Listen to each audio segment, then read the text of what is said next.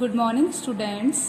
तो हम English grammar का चैप्टर 7 द वर्ब पढ़ रहे हैं। तो बच्चों, कल हमने सीखा था कि वर्ब क्या होती है और वर्ब के 2 टाइप होते हैं, ट्रांजिटिव और इंट्रांजिटिव वर्ब। तो बच्चों, कल मैंने आपको ट्रांजिटिव वर्ब समझाई थी। ट्रांजिटिव वर्ब क्या होती है बताइए मुझे। ट्रांजिटिव वर्ब मतलब ऐसी वर्ब जिनको कंप्लीट सेंस देने के लिए, कंप्लीट मीनिंग देने के लिए किसी ऑब्जेक्ट की जरूरत होती है। उनको किसकी जरूरत होती है? किसी ऑब्जेक्ट की जरूरत होती है। किसके लिए? उसको कंप्लीट मीनिंग देने के लिए। ऐसी वर्ब जिसको कंप्लीट मीनिंग देने के लिए हमें एक ऑब्जेक्ट की जरूरत होती है, उसे हम क्या कहते हैं? ट्रांजिटिव वर्ब कहते हैं। चलिए, तो आपको ये समझ आया। अब आज हम इंट्रांजिटिव वर्ब पढ़ेंगे। तो बच्चों, अब हम कुछ सेंटेंस को पढ़ते हैं और जानते हैं कि इंट्रांजिटिव वर्ब क्या होती है। पहले हम कुछ सेंटेंस देखेंगे, उसके बाद मैं आपको समझाऊंगी कि इंट्रांजिटिव वर्ब क्या होती है। देखिए, रीड द फॉलोइंग सेंटेंसेस। अब ये सेंटेंसेस को पढ़िए। रवि गोज, रवि जाता है। सेकंड सेंटेंस क्या है? मीनू स्लीप्स, मीनू क्या करती है? सोती है। डॉग्स वाक मतलब कुत्ते क्या करते हैं? भौंकते हैं। डॉग्स बार्क मतलब कुत्ते क्या करते हैं? भौंकते हैं। द सन शाइन मतलब सूरज क्या होता है? सूरज निकलता है। द सन शाइन्स मतलब सूरज निकलता है। तो यहाँ पर goes, sleeps, bark and shines क्या है? वर्ब है ना। तो ये कैसी वर्ब है बच्चों? ये ट्रांजिटिव वर्ब है, क्योंकि जब आप इनसे कोई क्वेश्चन पूछ रहे हो तो आपको क्या मतलब ऐसा कुछ निकल के नहीं आ रहा कि क्या, किसी ऑब्जेक्ट की जरूरत नहीं है इनको, है ना। जैसे पूछ के देखते हैं, रवि गोज, रवि जाता है। तो रवि क्या जाता है हम नहीं पूछ सकते ना। यहाँ पर क्या क्वेश्चन पूछने की जरूरत पड़ रही है आपको? नहीं। और ना आपके पास आंसर आ रहा है ना। तो रवि गोज मतलब रवि जाता है। जैसे मीनू स्लीप्स, मीनू सोती है। तो यहाँ पर भी आप मीनू क्या सोती है ऐसे तो नहीं पूछ सकते। जैसे कल आपने देखा था जब हम ट्रांजिटिव वर्ब के सेंटेंसेस बना रहे थे, तब जब भी हमने कोई सेंटेंस बोला था तो उसमें क्या के लिए, किसी ऑब्जेक्ट के लिए क्या हम क्वेश्चन पूछ पा रहे थे। जैसे कि मैं आपको एक एग्जांपल से बता देती हूँ। जैसे क्या था? हंटर कॉट, तो हंटर ने पकड़ा। क्या पकड़ा? पूछा था ना हमने। क्या पकड़ा? मतलब एक चिड़िया को पकड़ा। किसको पकड़ा? चिड़िया को पकड़ा। तो यहाँ पर आपको एक क्वेश्चन की जरूरत पड़ रही, मतलब एक ऑब्जेक्ट की जरूरत पड़ रही थी, तो इसीलिए हमारे पास क्वेश्चन भी निकल रहा था क्या। अब यहाँ पर देखिए आप, रवि जाता है, क्या जाता है नहीं पूछ सकते ना। तो ये हमारा कंप्लीट सेंस है, कंप्लीट सेंटेंस निकल रहा है कि रवि जाता है। इसको ऑब्जेक्ट की नीड नहीं है। मीनू सोती है, मीनू को अब किसी ऑब्जेक्ट की जरूरत है? नहीं है। कुत्ते भौंकते हैं, अब क्या भौंकते हैं तो नहीं भौंक सकते, क्योंकि कुत्ते भौंकते हैं ये कंप्लीट है, इसको किसी भी ऑब्जेक्ट की जरूरत नहीं है। द सन शाइन्स मतलब सूरज निकलता है। क्या निकलता है ऐसा तो नहीं बोलेंगे, क्योंकि हमें पता है सूरज निकलता है। इसको भी किसी ऑब्जेक्ट की जरूरत नहीं है। समझ आया आपको? चलिए आगे देखते हैं। In the above sentences the verb are complete by themself. In the above sentences the verbs are complete by themself मतलब क्या है बच्चों? जो आपने ऊपर के सेंटेंसेस देखे, ऊपर के सेंटेंसेस में जो वर्ब है वो क्या कर रही है? खुद से ही कंप्लीट सेंटेंस को, जो भी हमारा सेंटेंस है उसको कंप्लीट कर रही है। खुद से ही, अपने से ही क्या कर रही है? वो उसका पूरा अर्थ दे रही है आपको। They do not require an object to complete the sense. इनको किसी भी ऑब्जेक्ट की जरूरत नहीं है। किसके लिए? सेंस को कंप्लीट करने के लिए। इनको सेंस को कंप्लीट करने के लिए किसी भी ऑब्जेक्ट की जरूरत नहीं है। समझ आया आपको कि जो ऊपर जो हमारे ये सेंटेंस है, इनमें जो क्रिया है वो खुद से पूरा अर्थ दे रही है, वो खुद से ही पूरा अर्थ प्रकट कर रही है। उसे कंप्लीट सेंस देने के लिए किसी भी ऑब्जेक्ट की जरूरत नहीं है ना। इसीलिए ये कैसे सेंटेंस है बच्चों? ये कैसी वर्ब है बताइए? इंट्रांजिटिव वर्ब है। मतलब जिन वर्ब को कंप्लीट सेंस देने के लिए किसी भी ऑब्जेक्ट की जरूरत नहीं होती है, उसे हम क्या कहते हैं? इंट्रांजिटिव वर्ब कहते हैं। और जिन वर्ब को कंप्लीट सेंस देने के लिए एक ऑब्जेक्ट की जरूरत होती है, उसे हम क्या कहते हैं बच्चों? ट्रांजिटिव वर्ब कहते हैं। एक बार फिर से बोल देती हूं मैं कि जिन वर्ब को कंप्लीट सेंस देने के लिए, जिन वर्ब को कंप्लीट मीनिंग देने के लिए हमें एक ऑब्जेक्ट की जरूरत होती है, उसे हम ट्रांजिटिव वर्ब कहते हैं। और जिन वर्ब को कंप्लीट सेंस देने के लिए हमें किसी भी ऑब्जेक्ट की जरूरत नहीं होती है, उसे हम क्या बोलते हैं? जिस वर्ब को हमें कंप्लीट सेंस देने के लिए किसी भी ऑब्जेक्ट की जरूरत नहीं होती है, उसे हम इंट्रांजिटिव वर्ब कहते हैं। देख सकते हैं आप, जैसे इन सेंटेंसेस में रवि गोज, रवि जाता है, तो यहाँ पर आपको किसी भी ऑब्जेक्ट की नीड नहीं है, क्योंकि ये सेंटेंस खुद में पूरा है, ये क्रिया इस सेंटेंस को पूरा कर रही है ना। मीनू स्लीप्स, मीनू सोती है, यहाँ पर भी आपको किसी ऑब्जेक्ट की जरूरत नहीं है। आप पूछ भी रहे हो तो भी नहीं निकल के आ रहा ना, क्या सोती है, नहीं निकल रहा, तो मीनू सोती है, ये एक अपने आप में कंप्लीट वर्ब है, इसको किसी भी ऑब्जेक्ट की जरूरत नहीं है। ठीक है, चलिए अब हम आगे देखते हैं। A verb that does not require an object to complete its meaning and makes good sense by itself is called an intransitive verb. एक बार फिर से बोलती हूँ, a verb that does not require an object to complete its meaning and makes good sense by itself is called an intransitive verb. मतलब एक क्रिया जिसे मतलब जरूरत नहीं होती है एक ऑब्जेक्ट की, क्या करने के लिए? टू कंप्लीट इट्स मीनिंग, अपना मीनिंग पूरा करने के लिए, मतलब अपना मीनिंग पूरा करने के लिए उसे किसी भी ऑब्जेक्ट की जरूरत नहीं होती है। And makes good sense, a verb that does not require an object to complete its meaning, मतलब एक वर्ब जिसको अपना मीनिंग कंप्लीट करने के लिए एक ऑब्जेक्ट की जरूरत नहीं होती है ना। एंड मेक्स गुड सेंस, और क्या करती है? और उसका अच्छा सेंस भी निकल रहा होता है, या अच्छा सेंस बना होता है। बाय इट, खुद से, उसका खुद से एक अच्छा सेंस बना होता है या बनाती है वो, तो उसे हम क्या कहते हैं बच्चों? इंट्रांजिटिव वर्ब कहते हैं, मतलब अकर्मक क्रिया कहते हैं। समझ आया आपको? चलिए अब हम आगे देखते हैं। आगे क्या है? Now read the sentences, now read the following sentences. अब आपको जो नीचे सेंटेंस दिए हैं वो आपको पढ़ने हैं और देखते हैं। तो द बस इज लेट, मतलब क्या हुआ? बस देरी से है। सेकेंड सेंटेंस क्या है?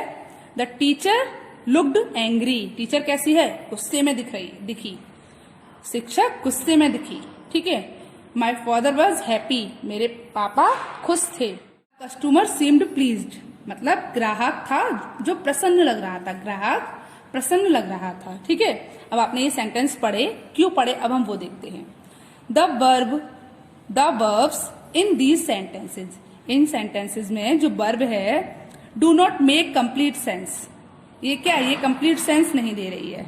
बाय देमसेल्फ, खुद से, इसमें जो वर्ब है वो खुद से कंप्लीट सेंस नहीं दे रही है। जैसे कि इज, वॉज, लुक्ड, सीम्ड, ये जो वर्ब है इसमें वो खुद से कंप्लीट सेंस नहीं दे रही है। ठीक है। Something is added to complete the sense, इसमें हमें कुछ ऐड करना पड़ रहा है, किसके लिए?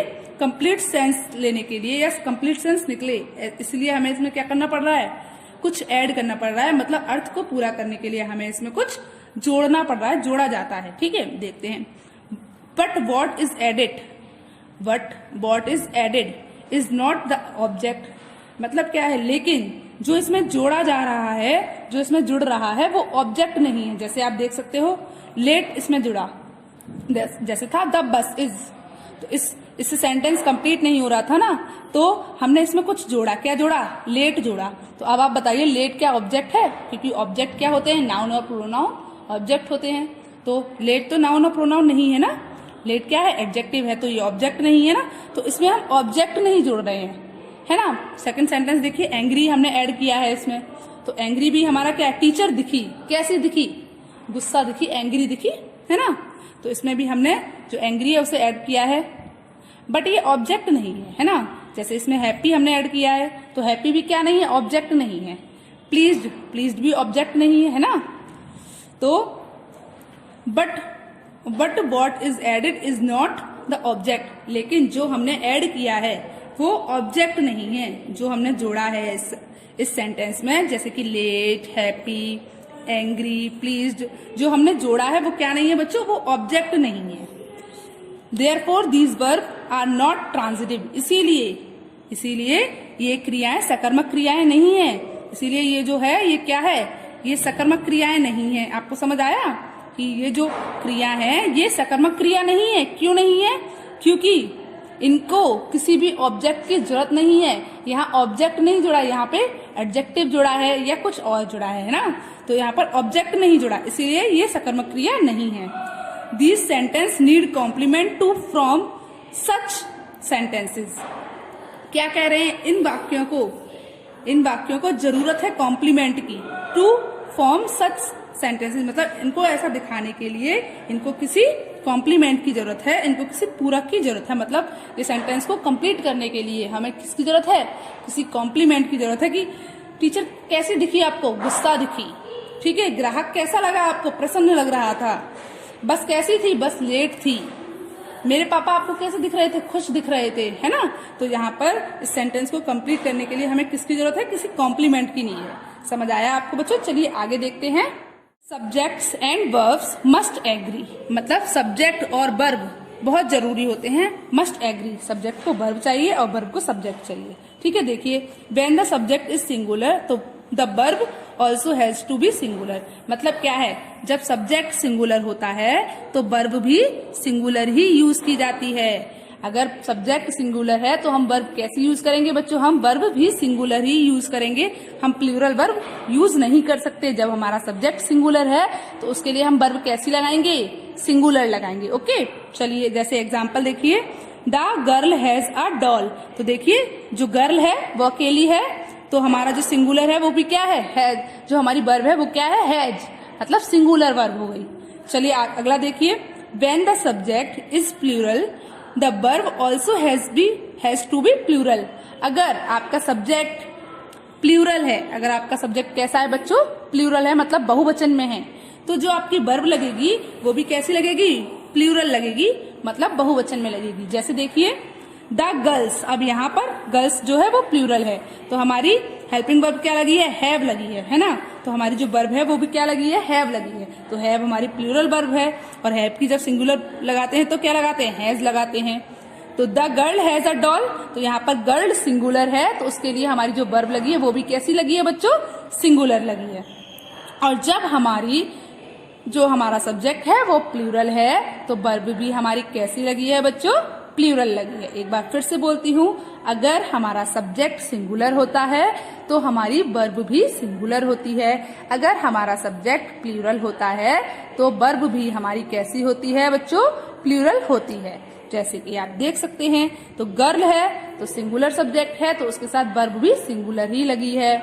अब नीचे वाले एग्जाम्पल में देखिए, गर्ल्स, मतलब बहुत सारी है ना गर्ल्स, तो उसके लिए जो हमारा जो वर्ब लगी है वो भी प्लूरल लगी है। क्योंकि गर्ल्स प्लूरल वर्ड है तो उसके साथ जो हेल्पिंग वर्ब लगी है, जो वर्ब लगी है वो कैसी है, प्लूरल लगी है। चलिए अब आगे देखते हैं। आगे है वर्ब फॉर्म, मतलब फॉर्म के जो रूप हैं, मतलब फॉर्म को हम किस किस तरीके से लगा सकते हैं, वर्ब को हम कैसे कैसे लगा सकते हैं। तो you have learned that a verb can have 4 forms, मतलब आपने सीखा है कि वर्ब जो होती हैं उनको हम 4 फॉर्म में लगा सकते हैं। तो पहला होता है बेस फॉर्म। क्या होता है, the verb the base form, जैसे cut, run, teach, give, etc। तो बेस फॉर्म मतलब जैसी वर्ब आती हैं, जैसे वर्ब होती हैं उन्हें हम बोलते हैं बेस फॉर्म।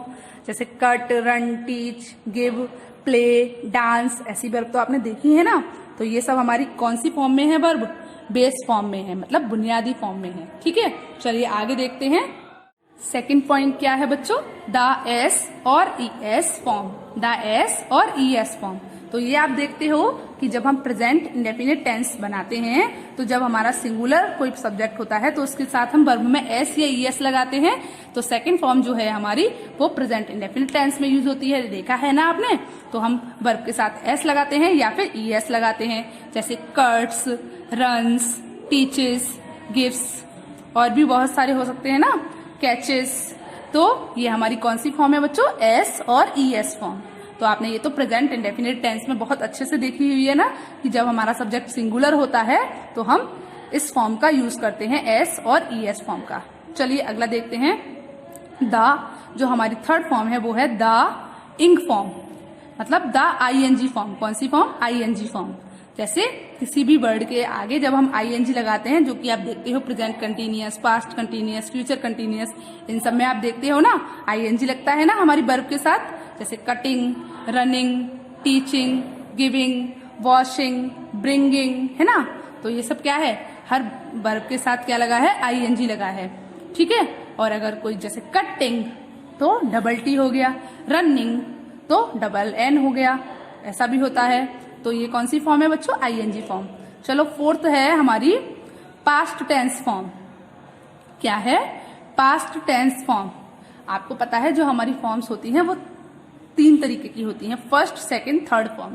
तो फर्स्ट होती है हमारी बेस फॉर्म, सेकंड और थर्ड फॉर्म जो होती है वो हमारे पास्ट टेंस में यूज की जाती है। जो भी हमारे पास्ट टेंस बनते हैं उनमें हमारी second and third form use की जाती है। जैसे पास्ट इंडेफिनिट जो टेंस होता है उसमें हमारी कौन सी फॉर्म यूज की जाती है बच्चों, बताइए आप, सेकंड फॉर्म। और जो हमारा पास्ट परफेक्ट और प्रेजेंट परफेक्ट टेंस होता है उसमें हमारी थर्ड फॉर्म यूज की जाती है। जैसे देखते हैं, पास्ट इंडेफिनिट में मैंने आपको बताया कि सेकंड फॉर्म यूज की जाती है, जैसे कट की कट, रन की रैन हो जाती है, टीच की टॉट हो जाती है और गिव की गेव हो जाती है। तो ये हमारी पास्ट टेंस की फॉर्म हो गई। जब हम पास्ट टेंस बनाते हैं कोई तो उसमें हम वर्ब इस तरीके से यूज करते हैं, कट, रन, रैन, टॉट, गेव। एक बार फिर से बोल दीजिए, कट, रेन और टॉट, गेव, ईटीसी। तो बच्चों आपको वर्ब्स फॉर्म्स समझ में आए। तो कल हम द आईएनजी फॉर्म पढ़ेंगे। ओके, क्या पढ़ेंगे कल हम बच्चों, द आईएनजी फॉर्म। तो आज आपको इंट्रांजिटिव वर्ब समझ में आई। तो एक बार मुझे ट्रांजिटिव और इंट्रांजिटिव वर्ब बता दीजिए क्या होता है।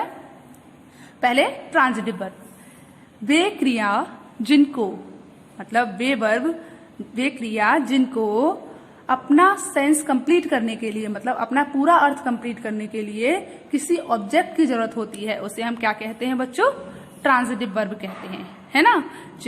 जिनको अपना अर्थ कंप्लीट करने के लिए, मतलब अपना मीनिंग पूरा करने के लिए किसकी जरूरत होती है, एक ऑब्जेक्ट की जरूरत होती है, उसे हम ट्रांजिटिव वर्ब कहते हैं। और जिन वर्ब को अपना अर्थ कंप्लीट करने के लिए किसी भी ऑब्जेक्ट की जरूरत नहीं होती, वे खुद से ही अपना अर्थ कंप्लीट करती हैं और अच्छा सेंस देती हैं, उन्हें हम क्या कहते हैं बच्चों, इंट्रांजिटिव वर्ब कहते हैं। मतलब जिन वर्ब्स को किसी भी ऑब्जेक्ट की नीड नहीं होती वो क्या होती हैं, इंट्रांजिटिव वर्ब होती हैं। तो आपको पता चला, तो वर्ब के 2 प्रकार होते हैं, कौन कौन से, transitive verb and intransitive verb. Okay, तो आज का आपका होमवर्क क्या है कि आपको ट्रांजिटिव और इंट्रांजिटिव वर्ब के 5 एग्जाम्पल अपनी इंग्लिश ग्रामर की फेयर नोटबुक में लिखने हैं। समझ आया? चलिए, गुड बाय।